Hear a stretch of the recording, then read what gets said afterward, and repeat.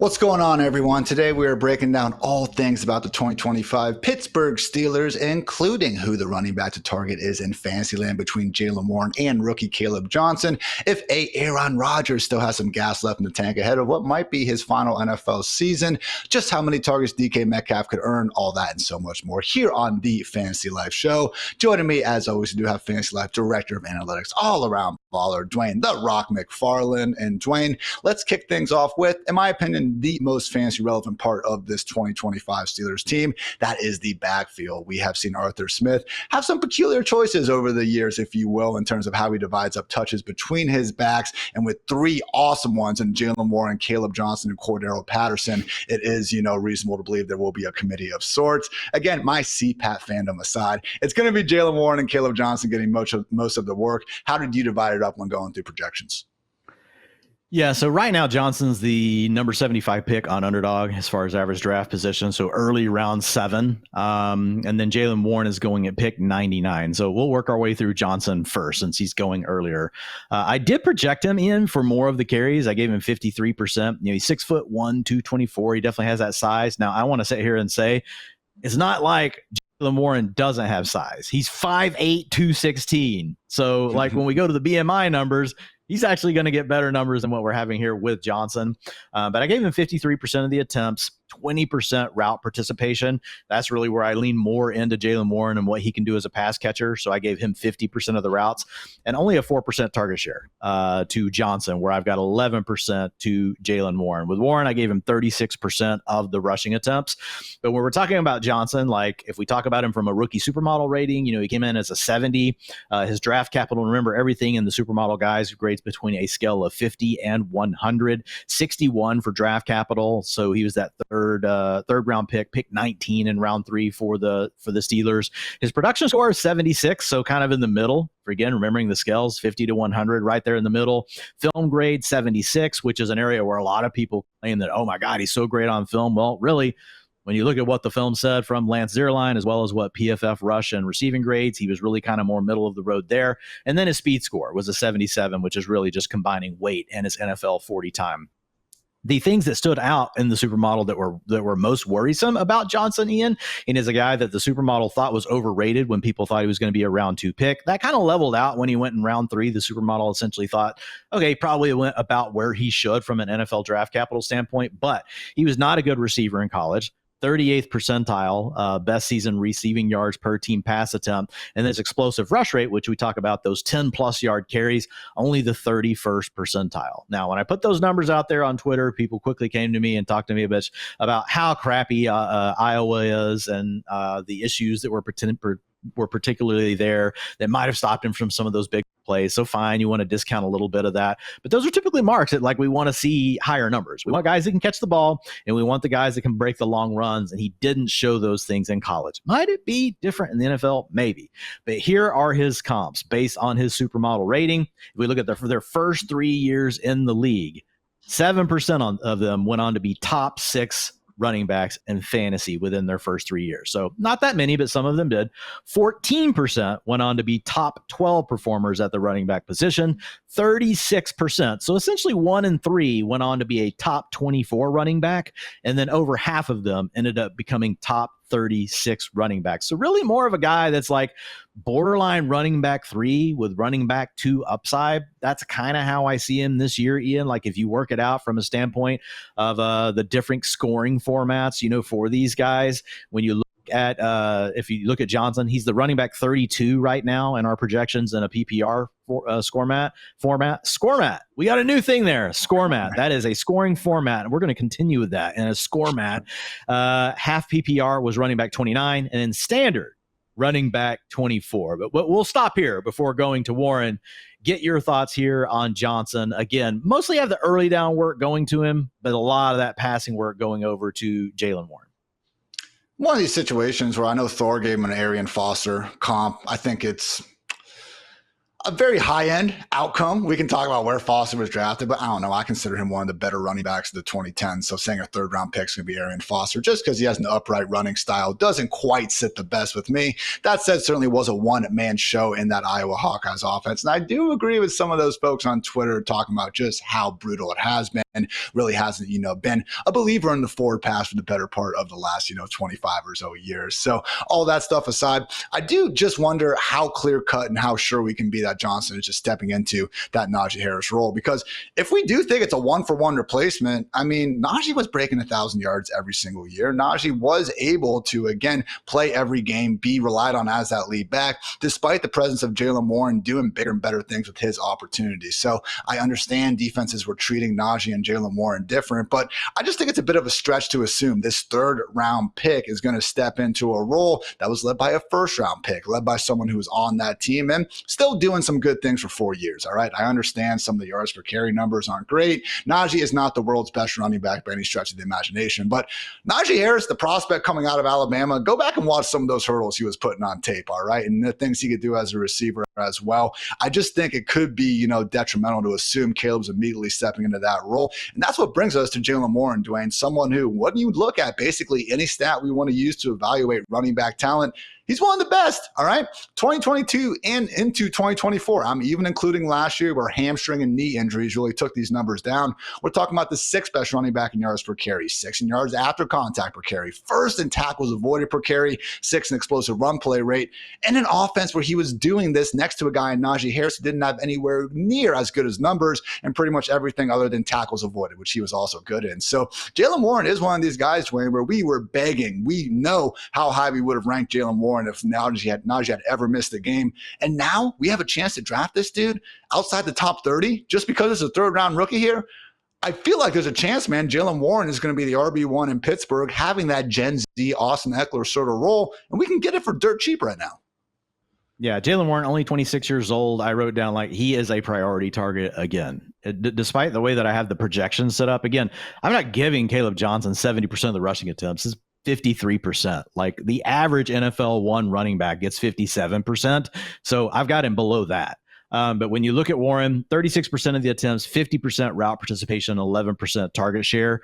In a PPR, that's the running back 23, half PPR running back 25. If we're talking about underdog, you're getting a value right now on Jalen Warren. Standard, he goes down because some of this does depend on his ability as a pass catcher. But to Ian's point, he has the most outs. He can do it on the ground. He can do it through the air. He's big enough to get the carries inside the 5-yard line. And then you heard Ian talk about some of these underlying data points. So targets per route run, if we look at 2022 up to 2024, 2024 will be the last number I say. Targets per route run, 19, 28, and 20%. That's running back one worthy. Looking at historical running back performances since 2011. Yards per route run, 1.24, 1.45, 1.44. That is top 6 running back worthy, okay? And that's where Ian's talking the Gen Z, Austin Eckler, could even kind of get, he's not the Kamara/CMC, but that one level right below that. I think that Jalen Warren can fit into that bucket. So that is a huge thing for him. Yards per carry, 4.9, 5.3, 4.3. And by the way, guys, last year he was battling injuries. Multiple times he was set back by injuries. So I'm kind of leaning into that 4.9 and 5.3 in the 2 years before. So he gives you that upside to really give you, the efficiency in the rushing game as well.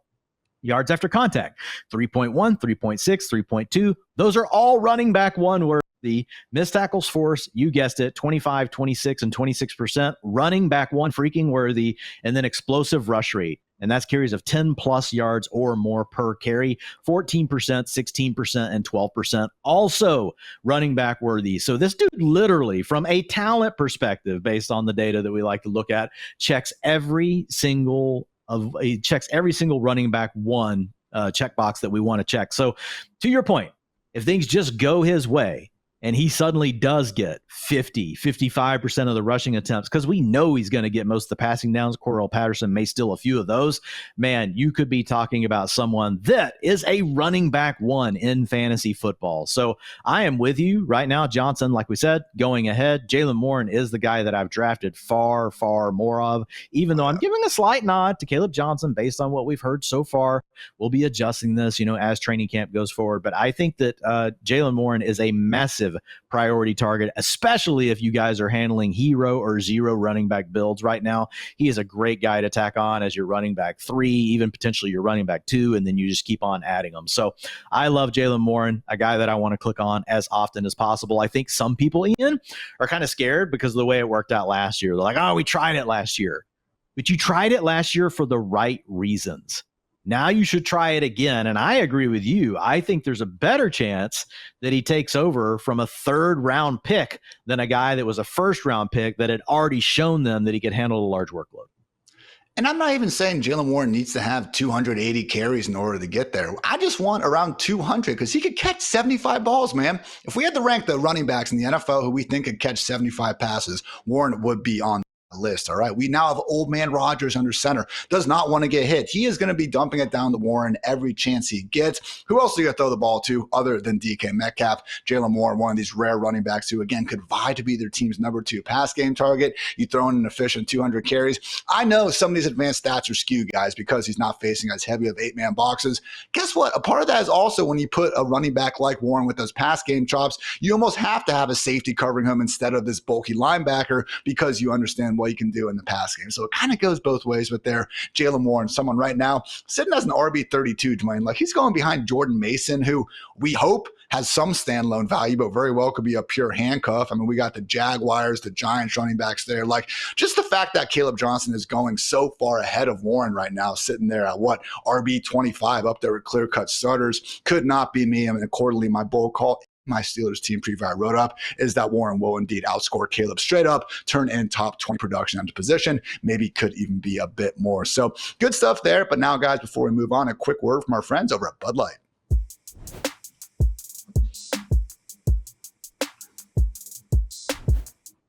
Okay, football fans, sure, NFL season may be long over, but next season's action is already well underway.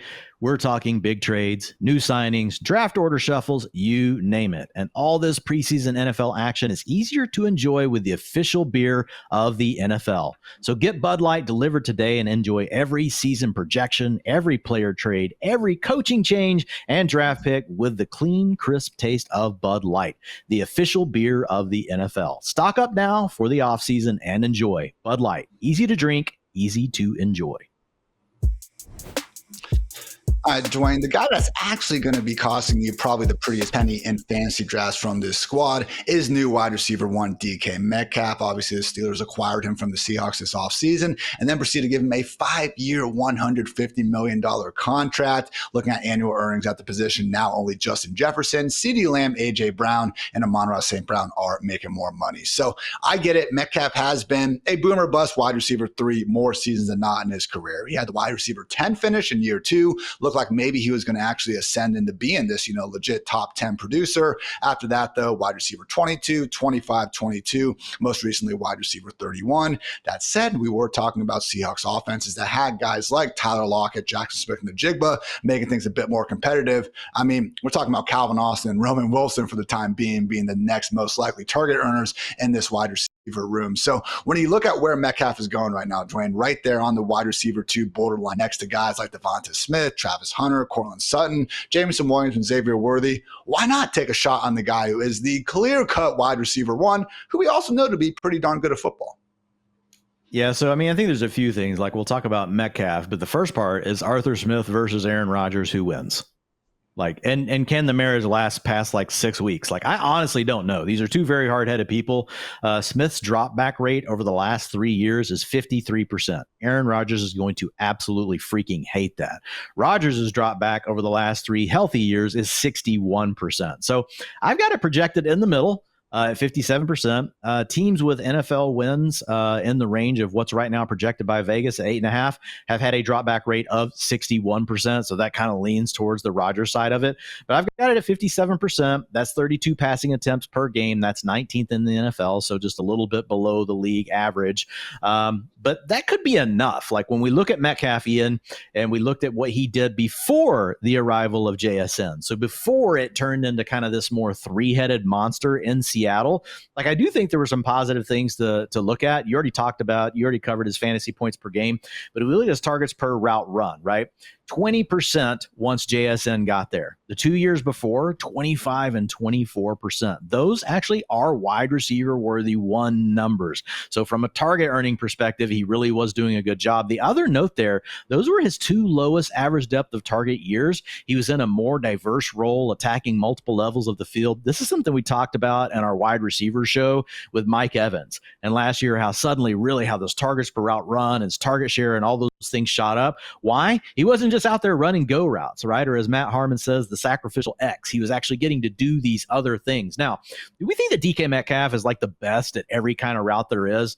No, but he does enough things good, Ian, that like you could work him at more levels of the field. The dude can run a great slant route. The dude's good at running crossers. He's not the best at running a hitch route, but man, there's some different things you can do to work him into these other layers of the field. So I think that's a positive, especially to your point, given the fact that who else are they really going to have do all these roles? Like it's most likely going to be, let's see if DK can do them all. That's probably the first thing they're going to do. Also, if we go back and we look at those years, 2.06, 1.94, and 1.81 yards per route run in the years before we saw JSN arrive.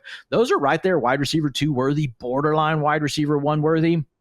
And then his PFF receiving grades were also borderline wide receiver 1 worthy. So if you kind of keep a track there, guys, most of those things align with someone that could be a wide receiver 1 producer. Ultimately, what happened is as DK really started to hit his stride and be closing in on those wide receiver 1 finishes, of course, he did have that one in his second season, but he was really on the verge of having more and getting into that groove. And ultimately, once JSN arrived and this turned into a 3-headed monster, that did hurt. And we saw, Metcalf suffer across all of these different categories. Well, now you arrive in Pittsburgh, you don't have a JSN. You don't even have a Tyler Lockett. Like, we like Calvin Austin. He's a guy I've talked about in the past. Maybe Roman Wilson, a second-round pick from last year who was injured. Maybe he can do a little bit more this year. We'll talk about Pat Freiermuth in a second. But none of these guys stand out as, oh, man, we're going to come out and like project them to be in these really big roles. So I do think there's a chance that DK Metcalf could post a wide receiver 1 finish this year. He's my wide receiver 25, but the ceiling and floor logic for fantasy life, Ian, floor of 10.9 fantasy points per game. That's obviously taking into account that what if they actually just run the ball more than we even think? And Arthur Smith is a complete hardhead, and we don't even get this thing to meet in the middle. But then if we look at the ceiling, it's 18.7 fantasy points per game. And in a PPR, historically, the wide receiver 12 has scored 16 fantasy points per game. So that would definitely put DK Metcalf in the wide receiver 1 conversation this year. His median projection is wide receiver 14, which is really just right in line with what he's done over these last several years for the most part. So I do think that there's a chance. It's not something like where we can come out and rank him as this wide receiver 1. But there's also, Ian, what if Aaron Rodgers wins the strong arm battle and they actually throw the ball more than what I'm giving them? I have him at 57%. If suddenly that number is closer to Rodgers' history over the last few years at 61%, then man, that opens up additional volume for DK Metcalf. And that's what's coming in the ceiling projection when you see that 18.7. Metcalf is tied for my 5th most drafted wide receiver of this offseason, 24.5%.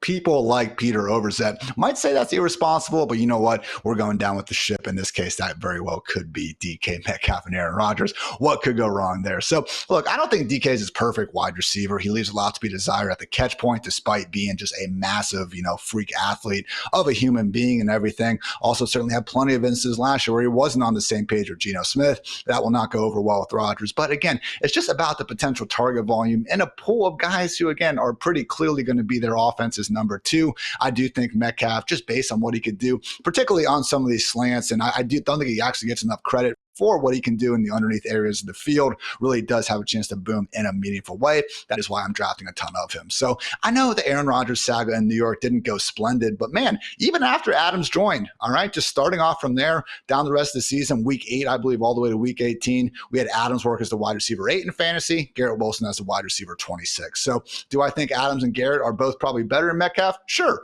But combine their targets into one guy, and all of a sudden we are grooving with DK. So you mentioned some of the other receivers, Calvin Austin, Roman Wilson, actually a 3rd-round pick from last year. Regardless, didn't get anything going in that injury-riddled rookie year. Also have the artist formerly known, I guess still known as Bobby Trees. Robert Woods is doing his thing. But man, anyone else you're throwing a dart at, Dwain? I've been okay.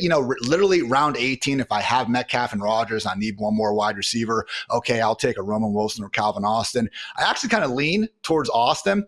I invite you guys, NFL YouTube page, watch the top 100 plays from last year. You will be shocked how many times Calvin Austin and also Christian Watson pop up on that. So Austin flashes, and honestly, like, I think Tyler Lockett is a reasonable comp for the guy, which is kind of funny. He's now with Metcalf. But any thoughts on these complimentary guys as a literal last round dart, Dwain? Yeah, Calvin Austin's a guy that I probably talked about way too much last year in my weekly rankings column. It didn't come through as often as we wanted it to, but yes, like the skills are there, and he is one of the guys, when you watch him, you can see it. And some of the targets and all those things were borderline, but they were good enough to think that, man, there might be some meat on the bone. The question is, like, do they see him as a guy that they can play in 2 wide receiver sets? I think that is where Roman Wilson could get an edge, right? You know, they're both smaller guys, but Roman Wilson definitely thicker. And he also has that vertical element. So it's something we'll have to keep an eye on in training camp as far as those two players. But you name the two that I would be throwing the darts at, really not messing with any of the other receivers. And mostly it's in a build just like what you said. I already got Metcalf. I tacked on Aaron Rodgers late, and I'm just looking at with my last pick to add one of these other players. These are not guys that you're going to be drafting and redraft unless, like, we get a big shuffle in the preseason. We suddenly, just get some news really directing us to one player or the other. But for now, I'm with you. I do like both of those players as round 18 stacks with Aaron Rodgers. Leads us to the man of the hour, or at least of this segment, Aaron Rodgers himself. How good do you think he still could be in 2025, Dwain? Because, again, obviously Achilles took away the 2023 season, did not see his usual mobility, his ability to create off script last year either. It really was a sad season for the Jets. That said, he can still spin it pretty nice. And when you are just going relative to what we've seen in Pittsburgh, really ever since Big Ben had that elbow surgery, I don't think it's a stretch to say Rodgers could be the best quarterback Pittsburgh has seen in the last 5 years, albeit I'm still not sure if that's even an average starter in today's NFL.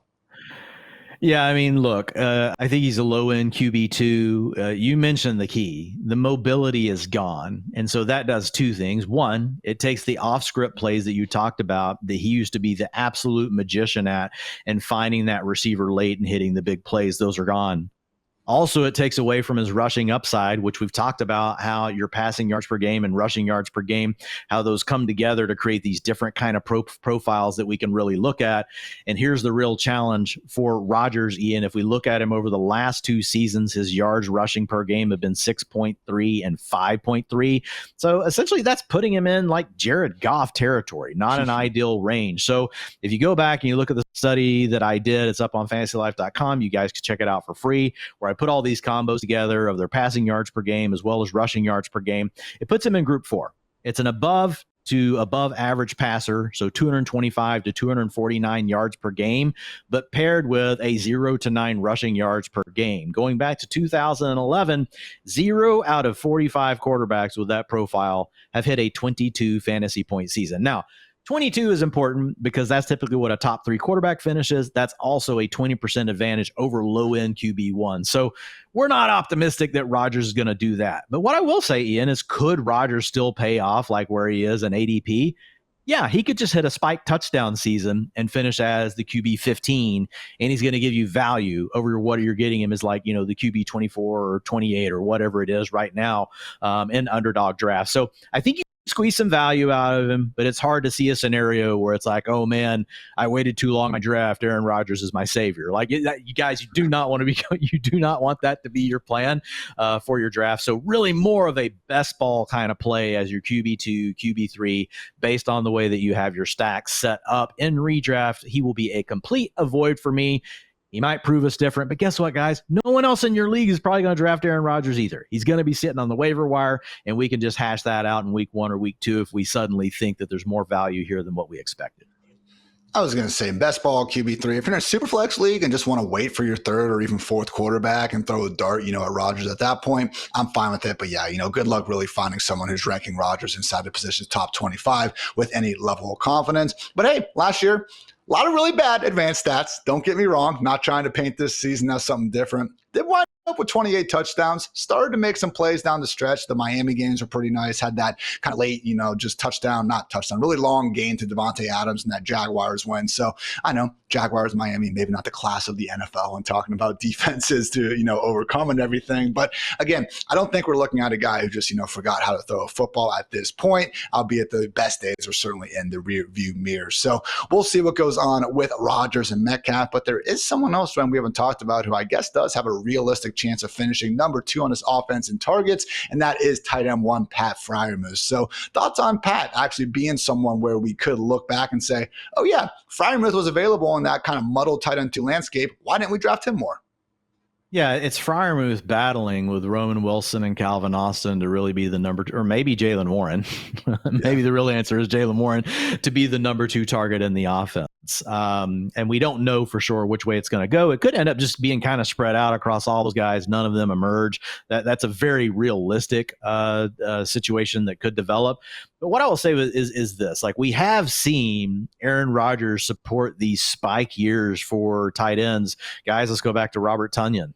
Robert Tonyan, nobody knew who Robert Tonyan was until he started playing with Aaron Rodgers and he caught all those touchdowns. And if we think about really what these mid-range tight end 2s that have low-end tight end 1 upside, what's the ingredient that ultimately unlocks that low-end tight end 1 season? Touchdowns.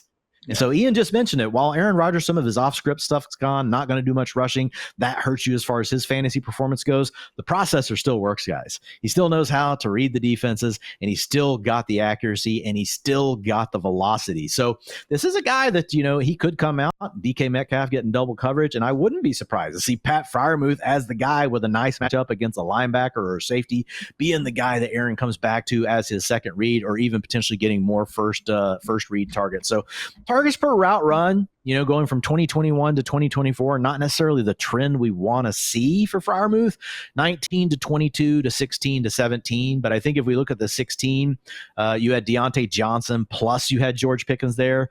Last year, it was only George Pickens, not Deontay Johnson. So you kind of would have expected that number to bounce back up. But really, those are like that low-end tight end 1 to high-end tight end 2. Those numbers are still right in range with what those historical tight ends have looked like. So I do think that Freiermuth, again, I know we say this, I feel like we say this every show. He is one of these tight ends that we're going to grade as like a mid-range tight end 2, like Hunter Henry, like some of these other guys that does have low-end tight end 1 potential. We don't always know which ones it's going to be, but I will say this guy's still younger than Hunter Henry. This is a guy, when I look at the second and third targets that he's, really battling, like, again, like you said, not surprising at all if this guy is the number 2 target behind DK Metcalf.